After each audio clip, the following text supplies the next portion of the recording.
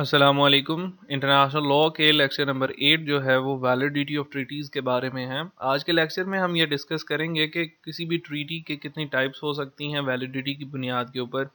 उसके बाद हम वो ग्राउंड्स देखेंगे जिसकी बेस के ऊपर कोई भी ट्रीटी वॉइड कहलाती है या वॉइडेबल ट्रीटी कहलाती है। और ये सारे का सारा लेक्चर जो है हम according to the provisions of 1969 Vienna Convention on law treaties के अम्बिट के अंदर उसको उनकी प्रोविजंस को देखते हुए आज का लेक्चर हम डिस्कस करेंगे। तो पहले article 42 clause 1 of the Vienna convention ये कहता है कि कोई भी आपकी ट्रीटी की वैलिडिटी या consent of the state to bound by the treaty की जो वैलिडिटी है उसको आप सिर्फ और सिर्फ इम्पीच कर सकते हो by the application of the present convention. अब इस आर्टिकल में प्रेजेंट कन्वेंशन से मुराद आपकी 1969 Vienna Convention on law treaties है। तो जब भी आप कॉन्सेंट को या वैलिडिटी ऑफ द ट्रीटी या वैलिडिटी ऑफ द कॉन्सेंट को इम्पीच करना चाहते हो तो वो by the application of the present convention होगी। इसका मतलब यही है कि जब भी आप वैलिडिटी, इनवैलिडिटी या वॉइडेबिलिटी के ग्राउंड्स उठा रहे हो तो वो आपके ग्राउंड जो हैं इस प्रेजेंट कन्वेंशन की के एम्बिट के अंदर होने चाहिए। अगर हम उस ग्राउंड से मूव करने से पहले ये ज़रूरी है कि हम क्लासिफिकेशन देख लें इसकी वैलिडिटी की बुनियाद के ऊपर। ट्रीटीज़ को वैलिडिटी की बुनियाद के ऊपर तीन टाइप्स में डिवाइड किया जा सकता है। पहली वो ट्रीटीज़ जो वैलिड है।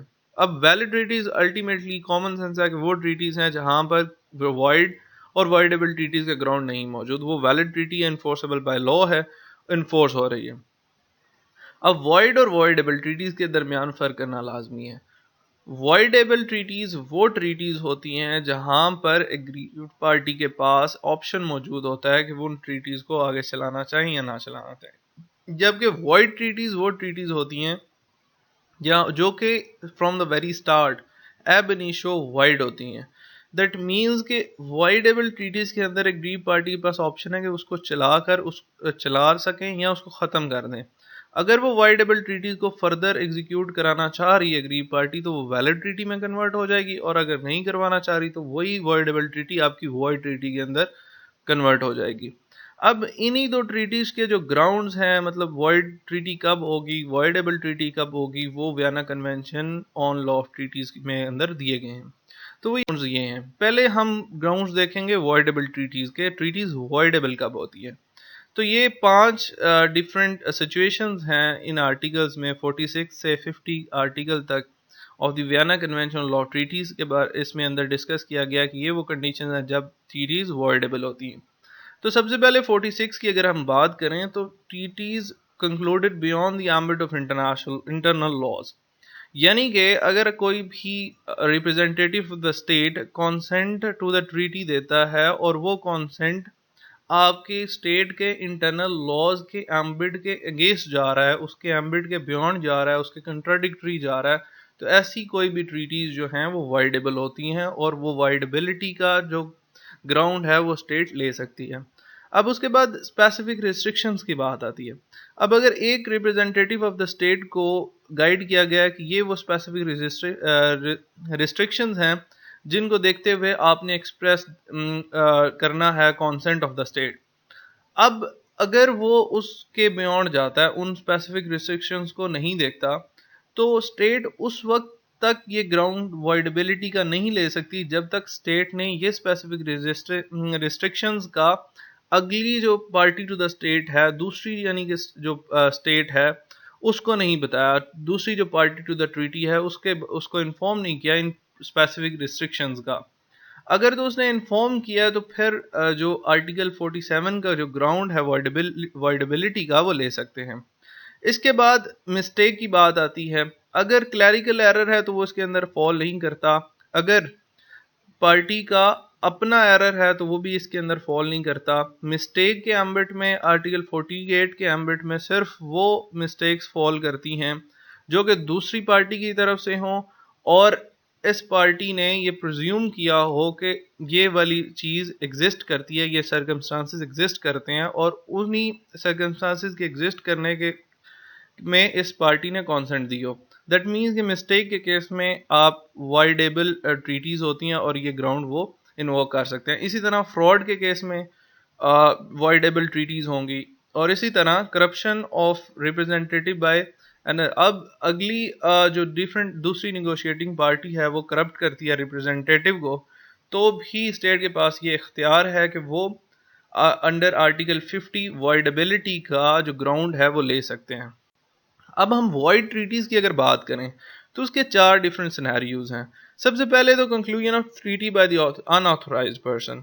आर्टिकल 8 तो ये कहता है कि अगर अनऑथोराइज्ड पर्सन की तरफ से ट्रीटी को कंक्लूड किया जाए तो वो वॉइड ट्रीटी होगी।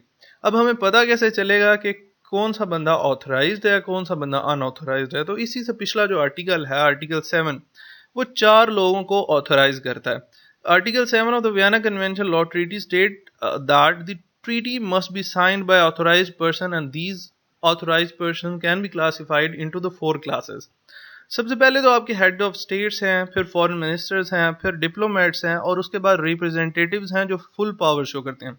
फुल पावर जो आर्टिकल 2(1) सब क्लॉज सी है वो डिफाइन करता है इस चीज़ को कि कोई भी इंस्ट्रूमेंट या डिक्लेरेशन बाय द स्टेट जो एम्पावर करती है किसी भी रिप्रेजेंटेटिव को टू साइन, रेटिफाई, असीड और approve treaty on the behalf of state, उसको हम फुल पावर्स कहते हैं। अब इसी आर्टिकल 7 ने जो आपके हेड ऑफ स्टेट्स हैं और जो आपके फॉरेन मिनिस्टर्स हैं उसको एक्सेप्शन दी हुई है फुल पावर से। तो बेसिकली अगर ऑथोराइज पर्सन कर रहा है तो फिर तो वो ठीक है, अगर अनऑथोराइज पर्सन करता है और वो एक्सेप्शन हम देखेंगे आर्टिकल 7 में, और फिर भी अगर अनऑथोराइज पर्सन आता है तो ऐसी भी ट्रीटी जो कि अनऑथोराइज पर्सन की तरफ से कंक्लूड की गई है वो वाइड ट्रीटी कहलाएगी। इसी तरह corrosion of the representative of the state. अब ये दो तरह की कोरिजन हैं, एक 51 के अंदर है, एक 52 के अंदर है। यहाँ पर रिप्रेजेंटेटिव ऑफ द स्टेट की तरफ से हो या फिर स्टेट इटसेल्फ थ्रेट करे या यूज ऑफ फोर्स का थ्रेट करे, और ये दोनों केसेस में आपकी जो ट्रीटी है वो वॉइड होगी। इसी तरह अगर आपका जो ट्रीटी है वो जो स्कॉजन्स के अंदर जो प्रीएम्प्टरी नॉर्म्स है, जो आपका कस्टमरी इंटरनेशनल लॉ है उसके साथ कन्फ्लिक्ट कर रही है, तो भी article 53 of the Vienna Convention on the law of treaties ये क्लियरली स्टेट करता है कि कोई भी ट्रीटी जब आपके जो स्कॉजन्स के साथ कॉन्फ्लिक्ट करती है तो वो वाइड ट्रीटी होगी। अब अगर हम इनके लीगल कॉन्सिक्वेंसेस देखें तो ऑब्वियसली जो मैंने पहले बात डिस्कस की कि वाइड ट्रीटीज के अंदर जितने भी मैंने डिस्कस किए वो चार पॉइंट्स, कि ये चार कंडीशंस हैं जिसके अंदर ट्रीटीज वॉइड हो जाती हैं, तो उस केस के अंदर जो ट्रीटीज हैं वो एब इनिशियो वॉइड होंगी। इसी तरह वॉइडेबल ट्रीटीज की अगर हम बात करें तो उसमें जो एब इनिशियो नहीं होंगी ट्रीटीज वॉइड, उसमें आपकी जो अग्रीव्ड पार्टी है यानी कि जिसके साथ फ्रॉड हो रहा है या जिसके साथ मिस्टेक हुई है या फिर जहां पर अनऑथराइज्ड यूज हुआ है, तो उसमें beyond the internal laws use हुआ है, तो उस केस के अंदर जो ट्रीट अग्रीड पार्टी है उसके पास ऑप्शन होता है कि वो इस ट्रीटी को फर्दर आगे लेकर चलना चाह रहे हैं या नहीं। तो इस चीज़ को अगर हम कंक्लूड करें तो वैलिडिटी को हम इसी वियना कन्वेंशन के एम्बिट में देखेंगे, और अगर तो वो वॉइड ट्रीटीज़ हैं यानी कि वॉइड ट्रीटीज़ के ग्राउंड्स में फॉल कर रही हैं, तो उसका मतलब यही है कि ऑप्शन नहीं है किसी के पास, वो जो ट्रीटीज़ होंगी वो एब इनिशियो वॉइड होंगी। और अगर वो वाइड एबल ट्रीटीज़ के ग्राउंड में फॉल कर रही है तो जो निगोशिएटिंग स्टेट है जिसके साथ अग्रीड पार्टी है वो ये ग्राउंड ले सकती है कि ये जो पार्टिकुलर ट्रीटी है ये वॉइडेबल ट्रीटी है। आज के लेक्चर में इतना ही। Thank you very much.